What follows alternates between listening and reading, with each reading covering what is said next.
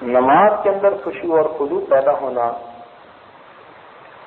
اس کے بارے میں آج بات چلنی ہے۔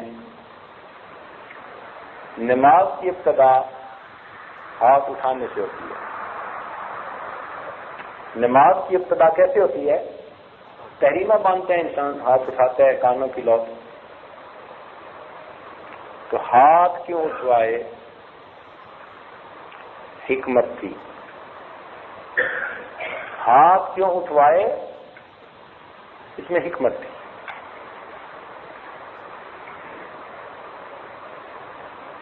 بعض نے کہا کہ ہاتھ اس لیے اٹھوائے کہ گویا دنیا کو اس نے پیچھے چھوڑ دیا، ہاتھ اٹھا لیے دنیا سے۔ بعض علماء نے کہا کہ نہیں، انسان کے ہاتھ مظہر طاقت ہوتے ہیں۔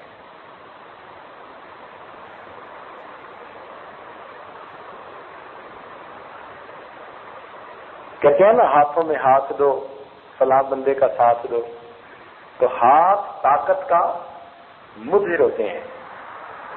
کہتے ہیں اس کے ہاتھ بڑے لمبے ہیں، کوئی بات ہو جائے کہتے ہیں اس میں فلاں ملک کا ہاتھ ہے۔ تو ہاتھ عام طور پر کسی کی طاقت کے لیے کے اظہار کا سبب بنتے ہیں۔ تو چونکہ انسان کی طاقت کا ظہور اس کے ہاتھ سے کیا جاتا ہے، لہذا اللہ رب العزت نے بندے سے ہاتھ اٹھوائے، اے میرے بندے، تیری طاقت میرے سامنے کوئی حیثیت نہیں رکھتی، تو میرے سامنے ایک بے کس اور بے بس بندہ ہے، لہذا اپنی بے کسی کے ہاتھوں کو اوپر کھڑا کر دو۔ تو انسان بے کسی کے ہاتھ کھڑا کر رہا ہوتا ہے، اللہ میری طاقت میری حیثیت تیرے سامنے کچھ بھی نہیں، میں ہاتھ کھڑے کر رہا ہوں۔ ویسے بھی جو بندہ گرفتار ہوتا ہے نا تو اس سے ہاتھ اٹھوا دیتے ہیں، تو تکبیر کے وقت ہاتھ اٹھوا دیے۔ اللہ گناہوں کے ذریعے اب تک جو جنگ تھی وہ میں نے ختم کر دی، میں صلح کے ہاتھ اٹھا رہا ہوں، میں بے بسی کے ہاتھ اٹھا رہا ہوں، اے میرے مالک میں تیری عظمتوں کا اقرار کرتے ہوئے اپنے ہاتھوں کو اوپر اٹھا رہا ہوں۔ تو ہاتھ اٹھانے کے اندر حکمتیں، شیخ الحدیث رحمۃ اللہ علیہ نے لکھا ہے کہ اوجز المسالک میں ہاتھ اٹھانے کی 10 حکمتیں لکھی گئی ہیں۔ ہاتھ اٹھانے کی 10 حکمتیں لکھی گئی ہیں۔ دیکھیں، فقط انسان ہی نماز نہیں پڑھتا، ساری مخلوق نماز پڑھتی ہے، مگر ہر مخلوق کی نماز جدا جدا ہے۔ قرآن پاک میں اللہ تعالیٰ فرماتے ہیں کل قد علم صلاتہ وتسبیحہ، ہر چیز کو اپنی نماز کا اور اپنی تسبیح کا پتہ ہے۔ تو نماز کی نوعیت جدا، لیکن ہر مخلوق نماز ادا کر رہی ہے۔ معارف القرآن میں لکھا ہے مفتی منصفی رحمۃ اللہ علیہ نے کہ اللہ رب العزت نے درختوں کو قیام کی حالت میں پیدا کیا۔ اللہ تعالیٰ نے درختوں کو کس حالت میں پیدا کیا؟ قیام کی حالت میں۔ اور چوپایوں کو اللہ تعالیٰ نے رکوع کی حالت میں پیدا کیا، اور کیڑوں کو اللہ تعالیٰ نے سجدے کی حالت میں پیدا کیا، اور پہاڑوں کو اللہ تعالیٰ نے قاعدہ التحیات کی شکل میں پیدا کیا۔ سبحان اللہ، ساری مخلوق اللہ کی بندگی کر رہی ہے۔ درخت بھی اس کی بندگی کر رہے ہیں، جانور بھی اس کی بندگی کر رہے ہیں، پہاڑ بھی بندگی کر رہے ہیں، سب اس کی بندگی میں لگے ہوئے ہیں، اس کی عبادت کر رہے ہیں۔ اور جو جس عبادت میں لگایا گیا ساری زندگی وہی رکن ادا کرتا رہتا ہے۔ اسی حدیث پاک میں آتا ہے کہ پھلدار اور سائے دار درخت کے نیچے تم پیشاب پخانہ نہ کرو۔ صحابہ نے پوچھا اللہ کے نبی اس میں کیا حکمت ہے؟ تو فرمایا کہ تم دیکھتے ہو کہ سورج کے ساتھ اس کا سایہ گھٹتا اور بڑھتا ہے۔ عرض کیا اللہ کے نبی جی ہاں۔ فرمایا کہ جب اس کا سایہ گھٹ اور بڑھ رہا ہوتا ہے وہ اپنے پروردگار کے حضور سجدہ ریز ہو رہا ہوتا ہے۔ تو درخت بھی اللہ کی بندگی کریں، جانور بھی اللہ کی بندگی کریں، پہاڑ بھی اللہ کی بندگی کریں اور اشرف المخلوقات ہو کر انسان اس میں سستی کرے تو یہ کتنی بری بات ہے۔ اس لیے ایک آدمی نے قسم اٹھائی ناراض ہو کر بیوی سے کہ میں کوئی منحوس دن ہوگا جب تجھ سے ہم بستری کروں گا۔ اب قسم تو اٹھا بیٹھا، پوری کیسے ہو؟ بڑے علماء سے مسئلہ پوچھا تو شیخ عبدالعزیز درینی رحمۃ اللہ علیہ کے پاس آیا، انہوں نے پوچھا بتا کہ تو نے آج فجر کی نماز پڑھی؟ کہنے لگا نہیں پڑھی۔ کہنے لگے تیری زندگی کا منحوس دن ہے، آپ جا کے توبہ کر لے، تو حانث نہیں بنے گا۔ تو گویا جس دن انسان فجر کی نماز ادا نہیں کرتا وہ اس کی زندگی کا منحوس ترین دن ہوا کرتا۔ اللہ اکبر۔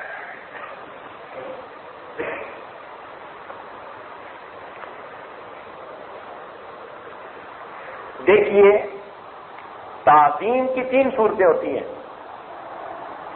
یا تو انسان ادب اور تعظیم کی وجہ سے کھڑا ہوتا ہے، یا کسی کے سامنے جھک جاتا ہے، یا کسی کے سامنے سجدے میں پڑ جاتا ہے۔ تعظیم کی 3 صورتیں ہیں نا۔ اللہ رب العزت نے نماز کے اندر یہ تینوں تعظیم کی صورتوں کو اکٹھا فرما دیا۔ انسان پہلے اس کے سامنے ہاتھ باندھ کر کھڑا ہوتا ہے، پھر رکوع میں جھک جاتا ہے، پھر سجدے میں چلا جاتا ہے۔ تو نماز کی ترتیب بھی دیکھیے کتنی پیاری ہے کہ گویا اپنے پروردگار کے سامنے ہم تعظیم کی ہر صورت بجا رہے ہو۔ کھڑے ہونا سکھایا، جھکنا سکھایا، پیشانی کو رگڑنا سکھایا۔ سبحان اللہ، اپنے آپ کو اللہ کے سامنے کتنا پست کیا بندے نے۔ اس لیے نماز میں انسان کو اللہ تعالیٰ کی معراج نصیب ہوتی ہے کہ انسان اللہ تعالیٰ کی تعظیم کی تمام صورتوں پر عمل کر رہا ہوتا ہے۔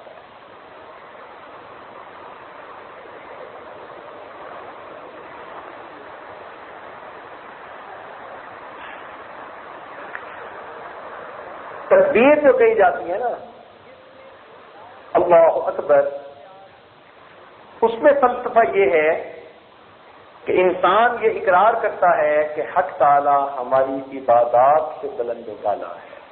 یعنی ہم جو عبادت کر رہے ہیں نا، اللہ اکبر، اللہ اس سے بھی بلند و بالا ہے۔ یہ نہیں کہ ہم نے عبادت کر کے اس کی بندگی کا حق ادا کر دیا، یا اس کی شان جیسے تھی ہم نے ویسے اس کی شان کے مطابق عمل کر لیا، نہیں، اس کی شان اس سے بھی بلند و بالا ہے۔ اس لیے اللہ اکبر کہہ کر انسان نے اللہ رب العزت کی عظمت کا اقرار کیا۔ چونکہ اللہ تعالیٰ کی عظمت کا اقرار کرنا ہوتا ہے، اس لیے آپ دیکھیں گے کہ رکوع کے اندر چونکہ اللہ کی عظمت کی ویسے تسبیح پڑھی جاتی ہے، سبحان ربی العظیم، سبحان ربی العظیم، اس لیے رکوع سے کھڑے ہونے پر اللہ اکبر نہیں کہا، سمع اللہ لمن حمدہ کہتے۔ باقی جتنے بھی رکن ہیں ان کو بدلتے ہوئے اللہ اکبر کہیں گے، لیکن رکوع میں چونکہ تسبیح ہی عظمت کو اوپر دلیل تھی، لہذا رکوع سے کھڑے ہوتے ہوئے سبحان ربی اللہ، سمع اللہ لمن حمدہ، ربنا لک الحمد۔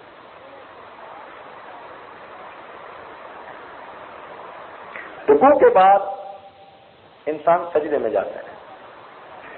علماء نے لکھا کہ سب سے زیادہ انسان اللہ کے قریب سجدے کی حالت میں ہوتا ہے، اور حدیث پاک میں بھی یہی فرمایا گیا ہے۔ چنانچہ ارشاد فرمایا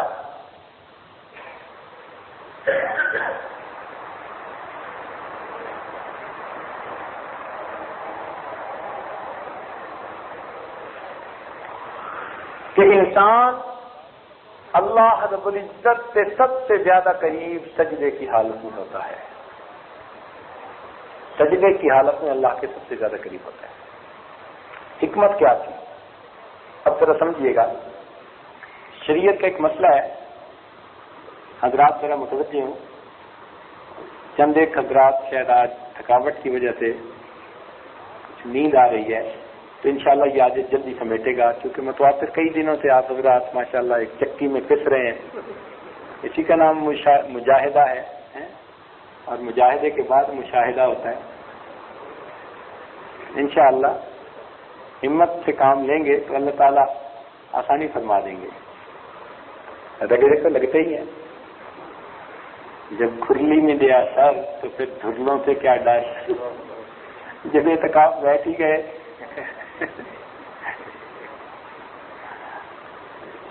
انشاءاللہ آئندہ آپ لوگ دگنی تعداد میں بیٹھیں گے انشاءاللہ۔ بالکل پورا سال آپ ان مجالس کی لذت اپنے دلوں میں محسوس کرتے رہیں گے۔ یہ فیض کوئی معمولی چیز نہیں ہے، جی ہاں، روز روشن کی طرح نظر آتا ہے اس کا اثر۔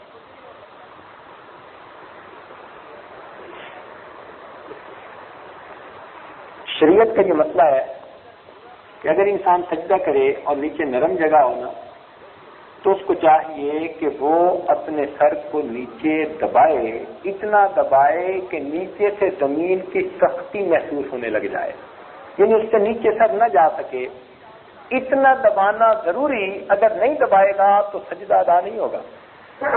مثال کے طور پر گھاس اگی ہوئی ہے اور یہ آدمی سجدے میں گھاس کے اوپر سر رکھ کے سجدہ کر لے گا تو اس کا سجدہ کوئی نہیں ہوگا۔ اس گھاس کو دبائے حتیٰ کہ نیچے سے زمین کی سختی محسوس ہونے لگ جائے۔ موٹا قالین ہے، اوپر سر رکھ دیا، سجدہ نہیں ہوا۔ دبانا ضروری حتیٰ کہ نیچے سے سختی محسوس ہو۔ فوم کسی نے نیچے بچھا دی، دبانا ضروری حتیٰ کہ نیچے سے سختی محسوس ہو۔ حکمت کیا تھی کہ سجدے میں انسان نے اپنے آپ کو اتنا جھکایا حتیٰ کہ نیچے سے زمین کی سختی محسوس ہوئی اور پتہ چل گیا کہ بندہ اپنے آپ کو اس سے نیچے جھکا نہیں سکتا، لہذا اس نے اپنے آپ کو جھکانے کی انتہا کر دی، پروردگار نے اس کو اٹھانے کی انتہا کر دی۔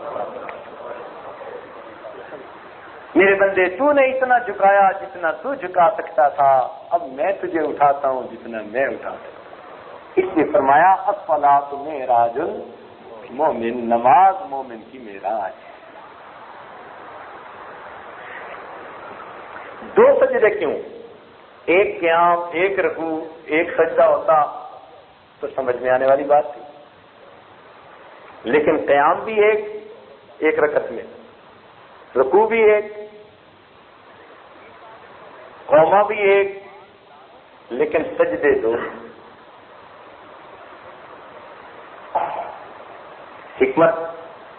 حکمت یہ تھی کہ ہو سکتا ہے ایک سجدہ کرنے کے بعد انسان کے نفس کے اندر عجب پیدا ہوتا کہ میں نے اللہ تعالیٰ کی عبادت کر لی جیسے کرنی چاہیے تھی، حق ادا کر دیا، پروردگار نے اس عجب کو توڑنے کے لیے دوسرا سجدہ پھر کروا دیا کہ تو نے جو سر کو جھکایا ہے نا، تو یہ نہ سمجھ ایک دفعہ جھک کے بات ختم ہو گئی، تجھے ہم ایک دفعہ اور جھکا دیتے۔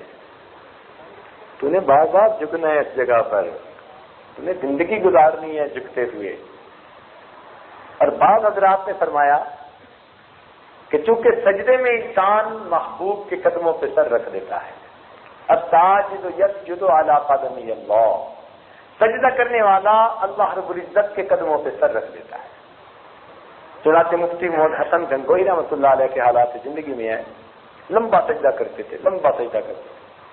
تو کسی نے پوچھا کہ جی آپ اتنا لمبا سجدہ کیوں کرتے ہیں؟ تو انہوں نے فرمایا تھا کہ سجدے میں مجھے یوں محسوس ہوتا ہے کہ جیسے اللہ رب العزت کے قدموں پہ میں نے سر رکھ دیا، سر اٹھانے کو دل نہیں کرتا۔ تو اپنی اپنی کیفیتیں ہوتی ہیں۔ حضرت مولانا فضل الرحمان گنج مراد آبادی رحمۃ اللہ علیہ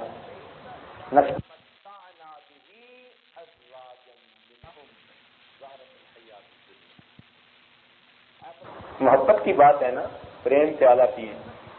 ایک مرتبہ حضرت اشرف ثانوی رحمۃ اللہ ملنے کے لیے گئے تو یہ طالب علم تھے، بالکل اٹھتی جوانی تھی، اور حضرت اس وقت ماشاء اللہ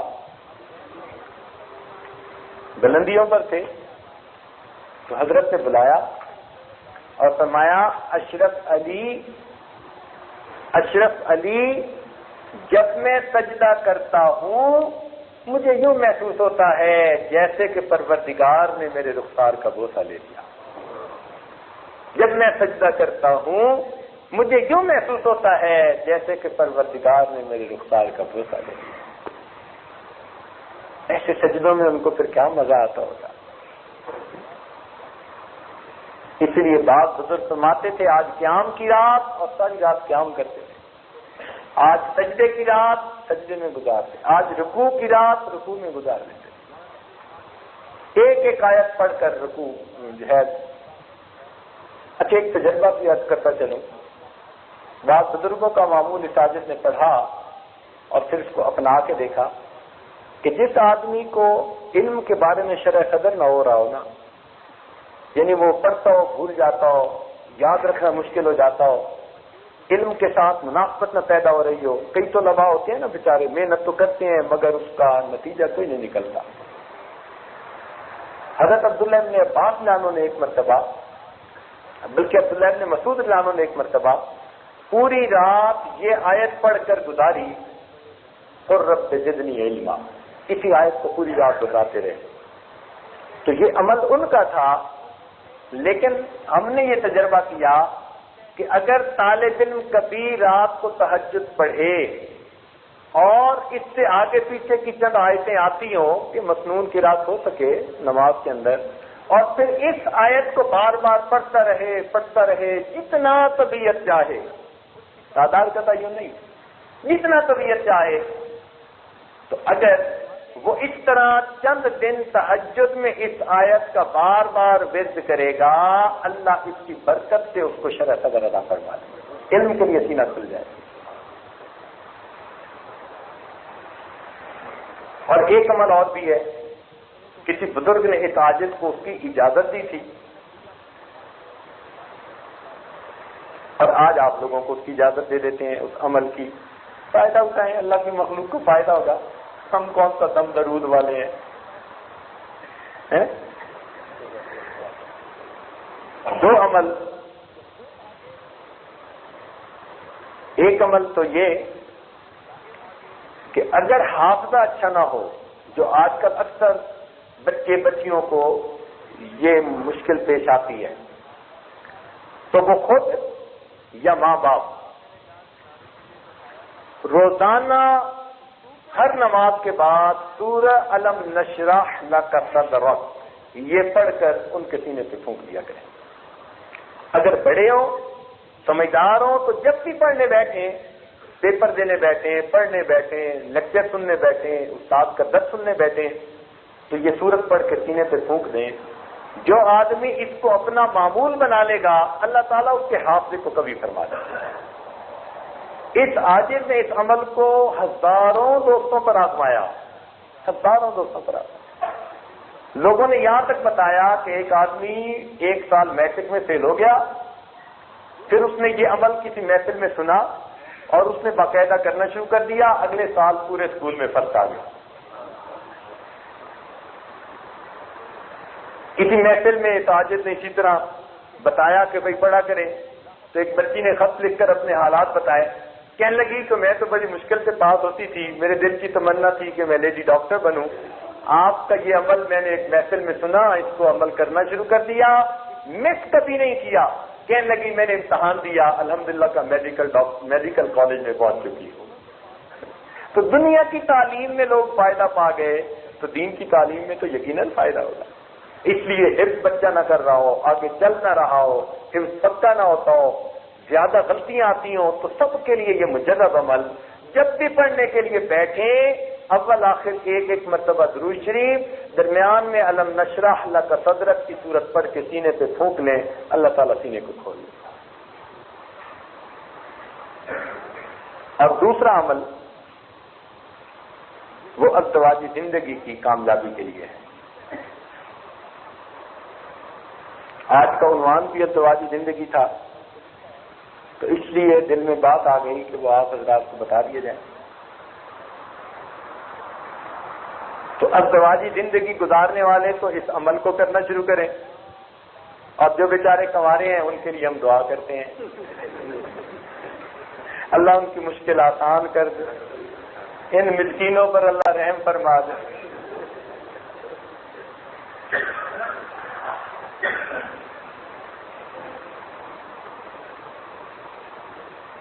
ایک صاحب نسبت بزرگ نے یہ عمل دیا تھا، اور آپ حیران ہوں گے کہ اس وقت یہ عاجز ابھی 10ویں جماعت میں پڑھ رہا تھا، اتنی چھوٹی عمر میں لیا تھا، اور انہوں نے فرمایا میری طرف سے آپ کو اجازت ہے، پڑھنا شروع کر دو، جب تمہاری شادی ہوئی انشاءاللہ اللہ کامیابی دیں گے۔ اور اس عمر سے یہ عاجز اس کو پڑھ رہا ہے، اور الحمدللہ اللہ رب العزت نے ازدواجی زندگی کے بارے میں اتنا سکون دیا۔ اس عاجز کی جو بیوی ہے وہ میرے شیخ کے شیخ کی بیٹی ہے،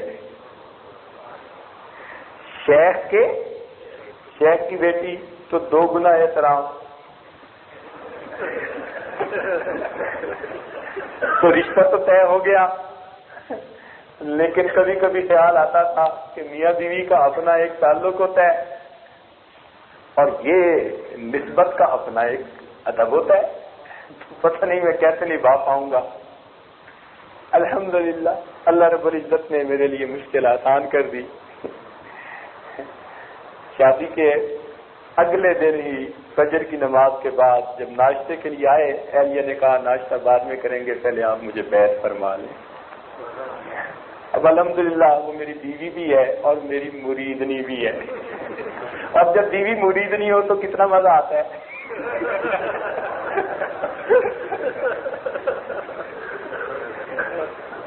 اور یہ عادت سمجھتے ہیں کہ اس عمل کی برکت، اس عمل کی برکت جو کسی صاحب نسبت نے دیا تھا۔ الحمدللہ ثم الحمدللہ، الحمدللہ۔ تو وہ عمل یہ ہے کہ قرآن مجید کی ایک آیت ہے، ربنا هب لنا من ازواجنا وذرياتنا قرة اعین واجعلنا للمتقین اماما۔ اس آیت کو یاد کر لیجئے، جن کو یاد ہے سبحان اللہ، جن کو نہیں یاد وہ اس کو یاد کر لیں۔ اور یاد کرنے کے بعد معمول یہ ہے، جس کی اجازت اس عاجز کی طرف سے آپ سب کو ہے کہ آپ خود کر سکتے ہیں، خود کریں گے تو آپ کو فائدہ ہوگا، لیکن آگے بتانے کے لیے صاحب نسبت کا ہونا ضروری۔ ہر بندہ آگے اجازت نہیں دے سکتا، بات سمجھ رہے ہیں نا؟ تو یہ نسبت سے اجازت آگے چلتی ہے اعمال کی۔ بعض اعمال جو بزرگوں کے پاس ہوتے ہیں نا، وہ نسبت کے ساتھ آگے چلتے ہیں، پھر ان کی برکتیں بھی آگے چلتی ہیں۔ تو یہ عمل خود آپ کریں گے کیونکہ آپ کو اجازت دی جا رہی ہے، تو انشاءاللہ آپ کو اس سے فائدہ ہوگا۔ لیکن اگر آپ میں صاحب نسبت حضرات موجود ہیں تو وہ بے شک اس عمل کو آگے بھی اجازت دیں گے، اللہ اس کی برکت کو آگے جاری فرما دیں گے۔ تو عمل یہ ہے کہ ربنا هب لنا من ازواجنا وذریاتنا قرۃ اعین واجعلنا للمتقین اماما، اس دعا کو یاد کر لیں۔ اور ہر نماز میں فرض ہو، سنت ہو، واجب ہو، نفل ہو، کوئی ہو، جب آخری التحیات پڑھیں تو یوم یقوم الحساب پڑھنے کے بعد پھر آپ قرآنی اس دعا کو پڑھیں اور اس کے بعد سلام پھیریں۔ بات سمجھ رہے ہیں؟ جب بھی نماز پڑھیں، نماز کی آخری التحیات میں، آخری قاعدہ، اس میں جب آپ ربنا آتنا پڑھیں یا رب اجعلنی، جو بھی دعا پڑھتے ہیں آپ، جب وہ دعا پڑھ لیں تو اس کے بعد آپ اس دعا کو بھی پڑھیں اور پڑھنے کے بعد سلام پھیریں۔ اللہ تعالیٰ آپ کی ازدواجی زندگی کی خوشیاں آپ کو اپنی آنکھوں سے دیکھنے کی توفیق عطا فرمائے۔ انڈر لائنگ آئیڈیا یہ ہے کہ اللہ تعالیٰ اپنی رحمت سے نماز کو قبول فرما ہی لیتے ہیں، تو جب وہ نماز کو قبول فرمائیں گے تو یہ کیسے ممکن ہے کہ نماز کے اندر مانگی ہوئی دعا قبول نہ ہو؟ تو جب نماز قبول ہوگی تو اس کے اندر مانگی ہوئی دعا بھی قبول ہوگی۔ اور الحمدللہ کہ ہمارے بہت پریشان حال دوستوں نے اس عمل کو اپنایا، اللہ نے گھر کے حالات کو ٹھیک کر دیا۔ ابھی دن میں بات آ رہی ہے کہ کاش آج ازدواجی زندگی کے عنوان کے وقت اگر یہ بات اس وقت دل میں آ جاتی تو عورتوں کو بھی اجازت دے دیتے تو وہ بھی اس عمل کو پڑھتی، پتہ نہیں اللہ تعالیٰ کس کس پریشان حال عورت کی زندگی کو خوشیوں میں تبدیل فرما دیتے۔ تو بہرحال ازدواجی زندگی کے لیے یہ ایک عمل خود تجربے سے ہم نے آزمایا بھی صحیح، اور اپنے سینکڑوں ہزاروں دوستوں کو بتایا الحمدللہ، اس کی برکتیں دیکھیں۔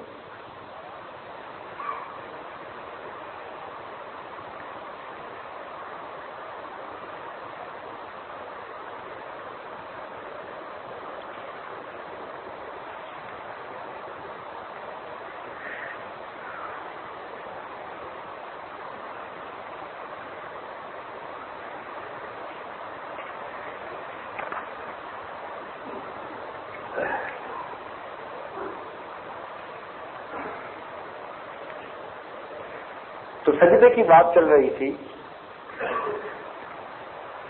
بزرگوں نے لکھا ہے کہ سجدے میں 3 طرح کے لوگ ہوتے ہیں۔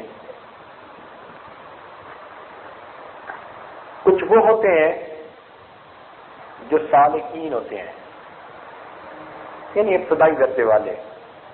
تو سالکین کو سجدے کے اندر ملکوت السماوات والارض کی سیر ہوتی ہے۔ کس کی سیر ہوتی ہے؟ ملکوت السماوات والارض، اس کی سیر کروائی جاتی ہے۔ کن کو کروائی جاتی ہے؟ سالکین کو۔ سالکین سے اوپر کچھ عابدین ہوتے ہیں، زیادہ اونچے درجے کے لوگ، عبادت والے لوگ، ان کو صفات باری تعالیٰ کی سیر کروائی جاتی ہے۔ اور عابدین کے اوپر عارفین ہوتے ہیں، اور عارفین کو ذات باری تعالیٰ کی سیر کروائی جاتی ہے۔ تو سجدے کے 3 درجے مشائخ نے لکھے ہیں۔ اب جس کو تینوں میں سے کچھ بھی نصیب نہ ہو تو وہ سمجھ لے کہ اب میری نماز ہی نہیں بنی، مجھے اس کو بنانے کی ضرورت ہے۔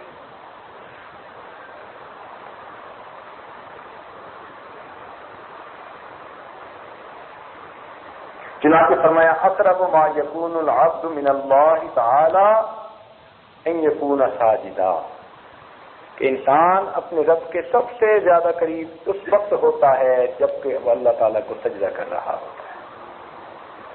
سجدے کی اپنی ایک لذت ہے، سبحان اللہ۔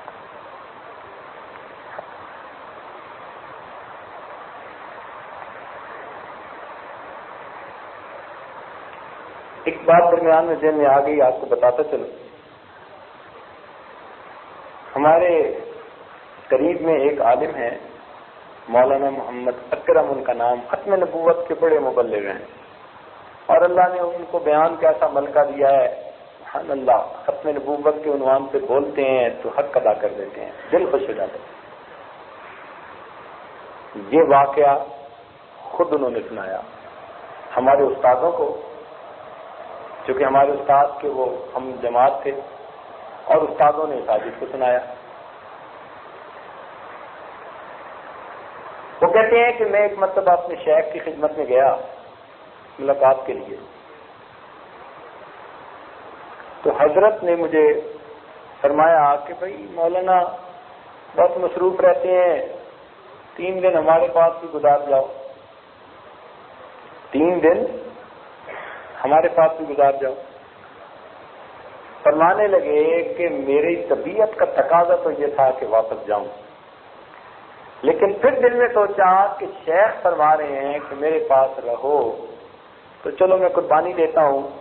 فرماتے ہیں میں نے شیخ کی بات کو مان لیا، 3 دن ان کے نظر کے سامنے ان کی خانقاہ میں رہا، اس کا نتیجہ یہ نکلا اس کے بعد متواتر 3 سال میری کبھی نماز تہجد کی نماز قضا نہ ہوئی۔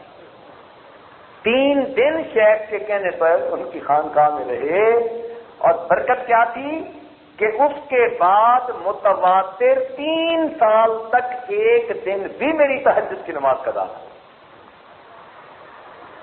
یہ برکتیں ملتی ہیں اللہ والوں کی صحبت سے، یہ سعادتیں ملتی ہیں، اللہ کے ہاں قبولیت مل جاتی ہے، سبحان اللہ۔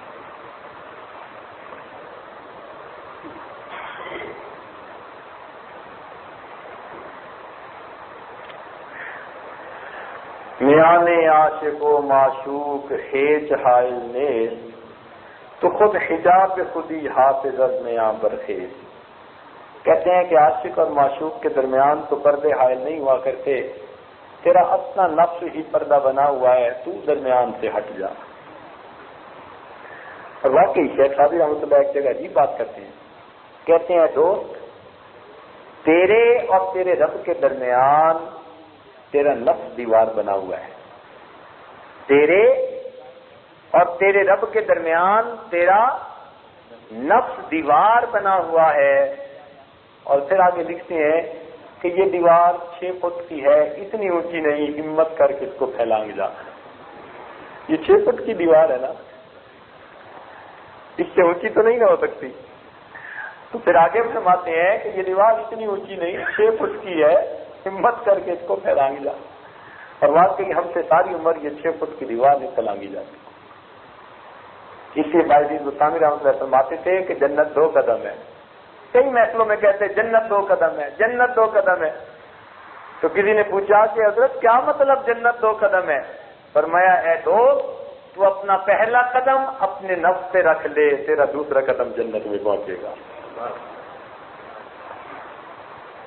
تو بات تو ایسی ہے کہ ہم اپنے نفس کو قابو پہ لے لیں تو اگلا قدم جنت میں پہنچے گا.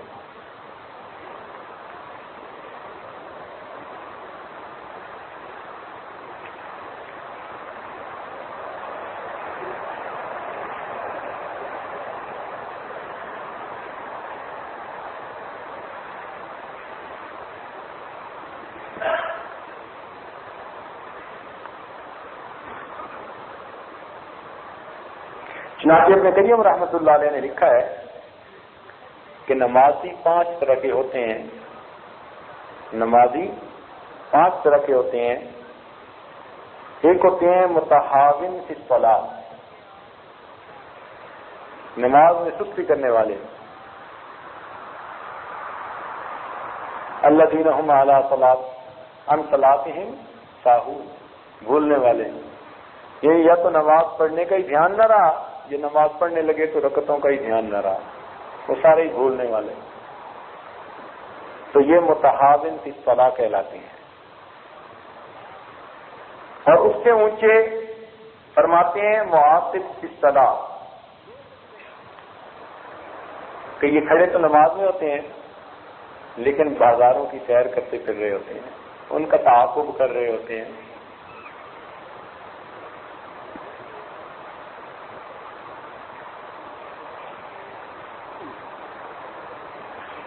اور تیسرا فرماتے ہیں معفون عنہ، یعنی وہ لوگ کہ جن کو اللہ تعالیٰ معاف فرما دیں گے.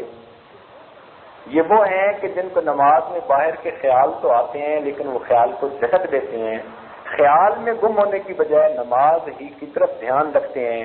یہ معفون عنہ ہیں، یعنی اللہ تعالیٰ اس درجے کے بندے کو معاف کر دے گا اور اس کی نماز کو قبول کر لے گا. لیکن پہلے 2 درجے کی جو نمازیں ہیں فرماتے ہیں کہ ان کے بارے میں خطرہ ہے کہ نماز میں سستی اتنی کہ رکعتیں بھولے یا کھڑا یہاں ہو اور پہنچا ہوا کہیں اور ہو. پھر فرماتے ہیں اس سے اوپر مفلحین کی نماز ہوتی ہے. یہ وہ لوگ ہیں کہ جو مخلوق سے کٹ کے اللہ تعالیٰ کی یاد میں ڈوب جاتے ہیں. ان کے لیے اللہ کا فرمان ہے قد افلح المؤمنون الذین هم فی صلاتهم خاشعون. اور 5واں درجہ فرماتے ہیں مقربین کی نماز. فرماتے ہیں کہ یہ وہ ہوتے ہیں جن کے لیے نماز قرۃ عین فی الصلاۃ بن جاتی ہے، یعنی نماز ان کی آنکھوں کی ٹھنڈک بن جاتی ہے.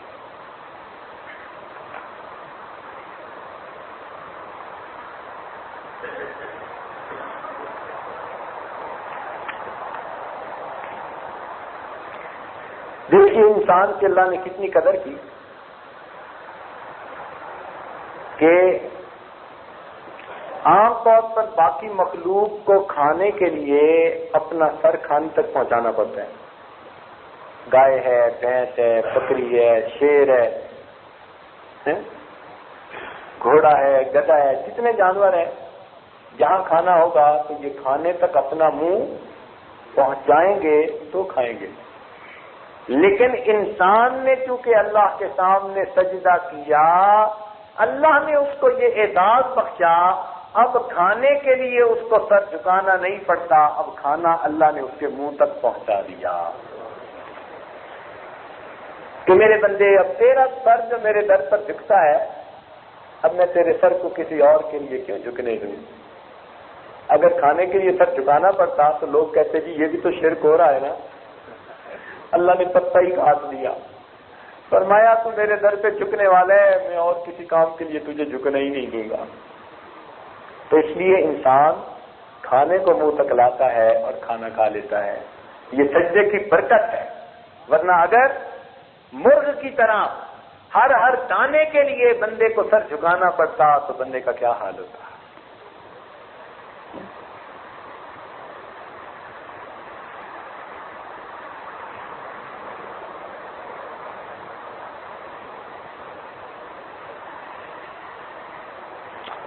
اس میں بزرگوں نے کافی تفصیل لکھی ہے کہ 2 سجدے کیوں کیے۔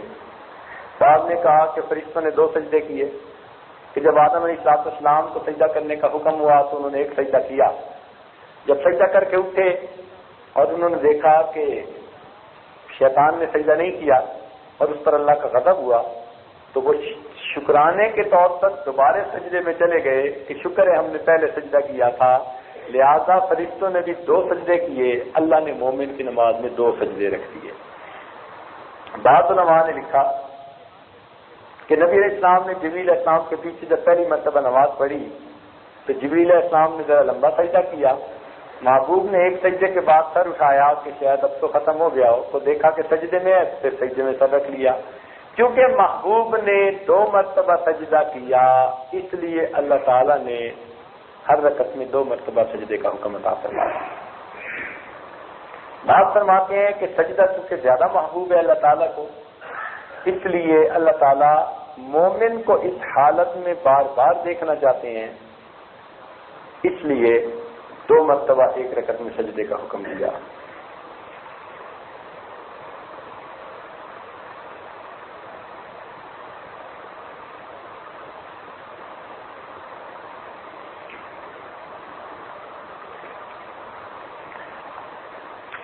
کل ہماری انشاءاللہ ایک مختصر سی محفل رہے گی کسی وقت، جس میں حضوری حاصل کرنے کے طریقے، چھوٹا سا عنوان ہوگا کہ اس کے کتنے طریقے ہیں، انشاءاللہ اس بارے میں عرض کر دیا جائے گا۔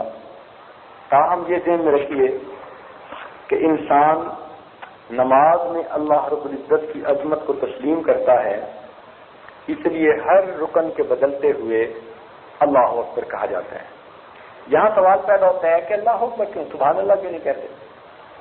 ہر رکن کو بدلتے ہوئے اللہ اکبر اللہ اکبر اللہ اکبر اللہ اکبر، تو اس کے پیچھے حکمت ہے۔ کیا حکمت ہے؟ ذرا جاگیے چند منٹ کے لیے تاکہ پھر دعا کریں، نہیں جاگیں گے تو پھر دعا نہیں کریں گے ہم۔ اب ذرا جاگ کے سنیے چند منٹ کہ یہ جو ہر رکن کی تبدیلی پر اللہ اکبر تکبیر ہی کو رکھا گیا، اس میں بھی حکمت ہے۔ تو بتا سکتے ہیں کہ کیوں رکھا گیا؟ موٹی سی بات ہے کہ اللہ اکبر اس لیے بار بار کہلوایا گیا کہ اصل میں پوری نماز کا مقصود ہی اللہ کی عظمت اور بڑائی کو بیان کرنا ہے۔ پوری نماز کا مقصود کیا ہے؟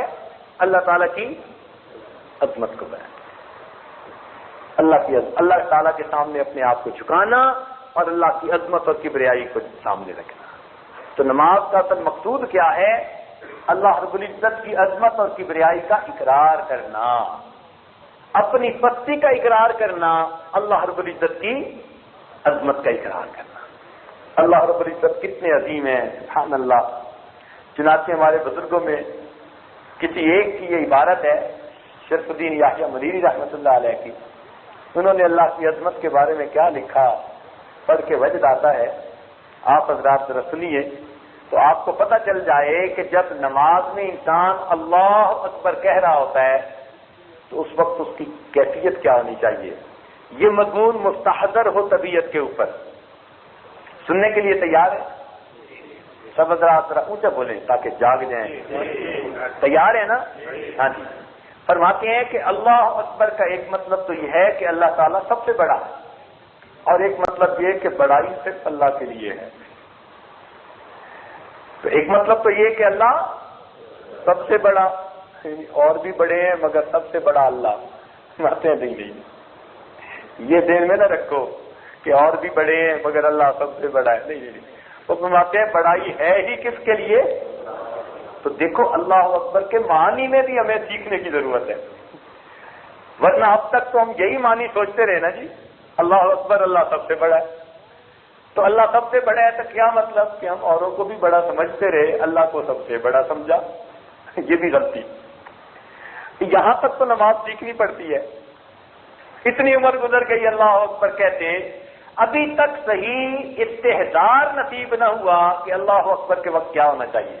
تو یہ ہونا چاہیے اللہ اکبر. کیا مطلب کہ بڑائی اللہ ہی کے لیے خاص ہے، اسی کو زیبا ہے، اسی کو سجدی ہے، اور کوئی بڑا ہے ہی نہیں اس کے ساتھ. سمجھ گئے؟ اب ذرا سنیے. فرماتے ہیں کہ اللہ رب العزت خالق اور مالک ہے، اور خالق اور مالک کو بہت اختیار ہوتا ہے. اللہ تعالیٰ کو بے علت لطف و قہر کا اختیار ہے. لا یسأل عما یفعل وهم یسألون. چاہے تو خاک سے افلاک تک پہنچائے اور چاہے تو افلاک سے خاک پر لائے. فضیل بن عیاض کو راہبنوں کے گھروں سے چنا، ولیوں کا سردار بنا دیا. بلم باور کو 400 سال کی عبادت کے باوجود ولیوں کے گھروں سے نکال دیا. وہ خالد ابن ولید کو بت پرستی سے نکال کر موحد بنا دیتے ہیں، اور طاؤس الملائکہ عزازیل کو 7000 سال کی عبادت کے باوجود پٹک کے رکھ دیتے ہیں. وہ چاہیں تو سلمان فارسی کو بتخانہ سے نکال کر صحابیت کی معراج عطا فرمائے، اور چاہے تو عبداللہ ابن ابی کو مسجد میں رکھ کر ذلیل بنائے. وہ چاہے تو شقی کے دامن کے نیچے سے نبی کو پالے، اور چاہے تو نبی کے دامن کے نیچے شقی کو پیدا کر دے. چاہے تو کتے کو ولیوں کی صفت میں داخل کر دے، اور چاہے تو ولی کو کتوں کی مانند بنا دے. چشم عبرت کھولو. آدم علیہ السلام کی حسرت، ابراہیم خلیل اللہ کی بےکامی، نوح علیہ السلام کی فریاد، یعقوب علیہ السلام کی مصیبت، یوسف علیہ السلام کی بے بسی، زکریا علیہ السلام کے سر پر چلتا ہوا آرا، یحییٰ علیہ السلام کی گردن پر تلوار، اور سیدنا رسول اللہ صلی اللہ علیہ وسلم کا بےتاب ہو کر بار بار آسمان کی جانب دیکھنا، سب اللہ رب العزت کی کبریائی کے جلوے ہیں.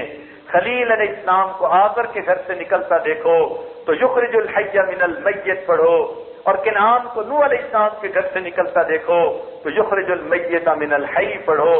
کبھی لطف بے علت جوش میں آتا ہے تو قلبہم باسط کہہ کر اس کا مرتبہ بڑھا دیتے ہیں، اور کبھی قہر بے علت جوش میں آتا ہے تو معلم الملکوت کا لباس اتار کر ان علیک لعنتی کا داغ پیشانی پہ لگا دیتے ہیں. اگر مہربانی کی نظر ڈالے تو سب عیب ہنر ہیں. لطف الہی کا جھونکا چلتا ہے تو مردود کو مقبول بنتے اور خاص کو کیمیاب بنتے ہوئے دیر نہیں لگتی. یہ بات جہاں ڈرنے کی ہے وہاں امید افزا بھی ہے. معاملہ استحقاق پر ہوتا تو ہم کس گنتی میں نہ آتے. شکر ہے کہ علت کو درمیان سے اٹھا دیا. جہاں پاک لوگ امیدوار ہیں وہاں ہم جیسے ناپاک بھی امیدوار ہیں، اس لیے کہ اس کے ہاں قابلیت نہیں قبولیت کا معاملہ ہے. فرماتے ہیں کہ ہم جیسے ناپاک بھی امیدوار ہیں. کوئی کتنا ہی آلودہ کیوں نہ ہو، ساحران فرعون سے زیادہ آلودہ نہیں، نہ ہی اصحاب کہف کے کتے سے کیا گزرا ہے، نہ طور سینا کے پتھر سے زیادہ جامد ہے، نہ اس توان حنانہ سے زیادہ بے قیمت ہے. وہ تو حبشہ سے غلام کو پکڑ کر لاتے ہیں اور اسے بھی سعادت کا تاج پہنا دیتے.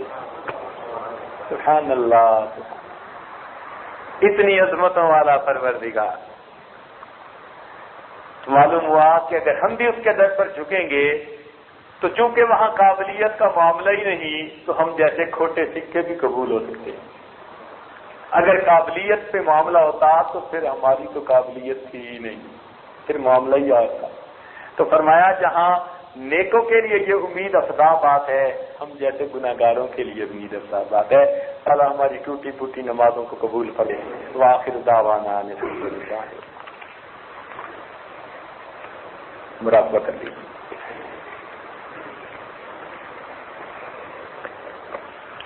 آنکھوں کو بند کر لیجیے، سر کو جھکا لیجیے. دنیا اور جو کچھ اللهم صل على سيدنا محمد وعلى آل سيدنا محمد.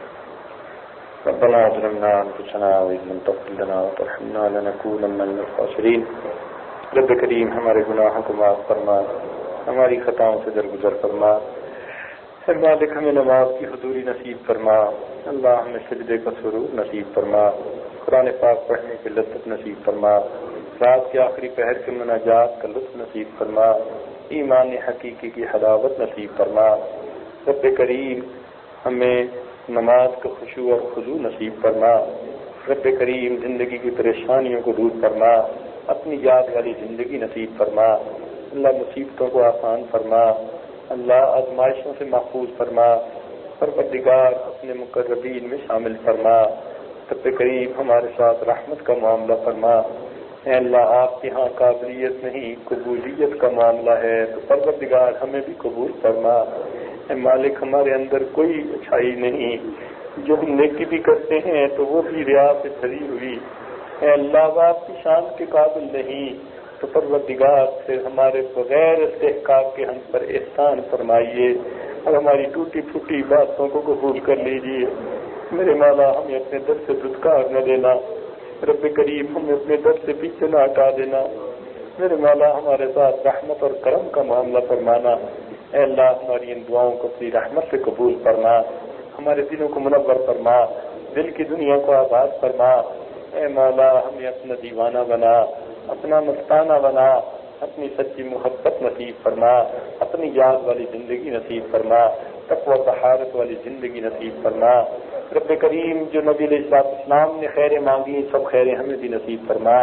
جن شرور سے پناہ مانگی ہمیں بھی پناہ عطا فرما. زمانے کے نئے نئے فتنوں سے ہمیں محفوظ فرما. ربنا تقبل منا انك انت السميع العليم وتب علينا انك انت التواب الرحيم. صلى الله تعالى على حبيبه سيدنا محمد وآله وأصحابه أجمعين برحمتك يا